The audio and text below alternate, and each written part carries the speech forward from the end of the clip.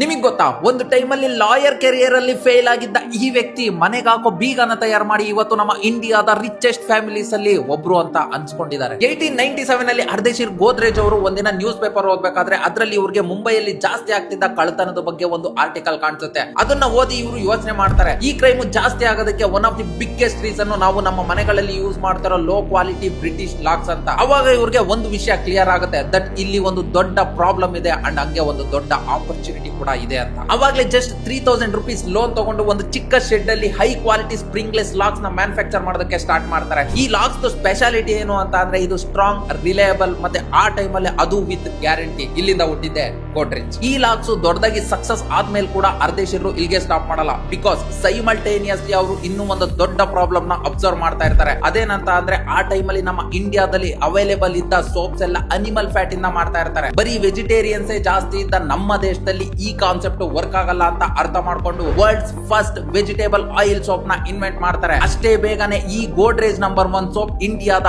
Best selling soap ಅಂತ ಅನ್ಸ್ಕೊಳ್ಳುತ್ತೆ. Time ಹೋಗ್ತಾ ಹೋಗ್ತಾ ಈ ಗೋಡ್ರೇಜ್ ಜಸ್ಟ್ ಒಂದು ಬ್ರ್ಯಾಂಡ್ ಆಗಲ್ಲ, ಒಂದು ಇನ್ಸ್ಟಿಟ್ಯೂಷನ್ ಆಗುತ್ತೆ. ಇಂಡಿಯಾದ first indigenous fridge, ballot boxes for elections, hair colours, chemicals, security systems and real estate ಅಲ್ಲಿ ಕೂಡ ಎಕ್ಸ್ಪ್ಯಾಂಡ್ ಮಾಡ್ತಾರೆ. ಇವತ್ತು SBI, ಆಕ್ಸಿಸ್, HDFC ಅಷ್ಟೇ ಯಾಕೆ ನಮ್ಮ RBI ಕೂಡ ಇದೇ ಗೋಡ್ರೇಜ್ ಸೆಕ್ಯೂರಿಟಿ ಸಿಸ್ಟಮ್ಸ್ ನ ಯೂಸ್ ಮಾಡ್ತಾರೆ. ಈ ಗೋಡ್ರೇಜ್ ಪ್ರಾಪರ್ಟೀಸ್ ಹೆಸರಲ್ಲಿ ಇವತ್ತು ಆಲ್ಮೋಸ್ಟ್ ಮುಂಬೈನ 10% ಏರಿಯಾ ಇದೆ ಅಂತ ಅಂದ್ರೆ ಅರ್ಥ ಮಾಡ್ಕೊಳ್ಳಿ ಈ ಬ್ರ್ಯಾಂಡ್ ಮೇಲೆ ಎಷ್ಟು ಟ್ರಸ್ಟ್ ಇದೆ ಅಂತ. ಲೆಸನ್ ತುಂಬಾ ಸಿಂಪಲ್ ಆಗಿದೆ, ಅರ್ಥ ಮಾಡ್ಕೊಳ್ಳಿ. ಬಿಸ್ನೆಸ್ ಸಕ್ಸಸ್ ಅಂದ್ರೆ ಜಸ್ಟ್ ಲಕ್ ಅಷ್ಟೇ ಅಲ್ಲ, ಒಂದು ಪ್ರಾಬ್ಲಮ್ ನ ಅಬ್ಸರ್ವ್ ಮಾಡೋದ್ರಿಂದ ಸ್ಟಾರ್ಟ್ ಆಗುತ್ತೆ. ಒಂದು ಚಿಕ್ಕ ಶೆಡ್, ಒಂದು honest decision and long term thinking ಯಾವ ಲೆವೆಲ್ ಕರ್ಕೊಂಡು ಹೋಗುತ್ತೆ ನೋಡಿ. ಇದು ಡೇ 21 ಆಫ್ ಸ್ಟೋರಿ ಬಿಹೈಂಡ್ ನಮ್ಮ ಇಂಡಿಯನ್ ಬ್ರ್ಯಾಂಡ್ಸ್. ಈ ಸ್ಟೋರಿ ನಿಮ್ಗೆ ಇಷ್ಟ ಆಗಿದ್ರೆ ಒಂದು ಲೈಕ್ ಮಾಡಿ ಅಂಡ್ ನೆಕ್ಸ್ಟ್ ಯಾವ ಬ್ರ್ಯಾಂಡ್ ಸ್ಟೋರಿ ಬೇಕು ಅಂತ ಕಮೆಂಟ್ ಮಾಡಿ. ಅಂಡ್ ಇದೇ ತರ ಇಂಟ್ರೆಸ್ಟಿಂಗ್ ಸ್ಟೋರೀಸ್ಗೆ ಮಾರ್ಕಿ ವಿಚಾರ ಪೇಜ್ ನ ಫಾಲೋ ಮಾಡ್ಕೊಳ್ಳಿ ಅಂತ ಹೇಳ್ತಾ ರಾಘು ಸೈನಿಂಗ್ ಆಫ್.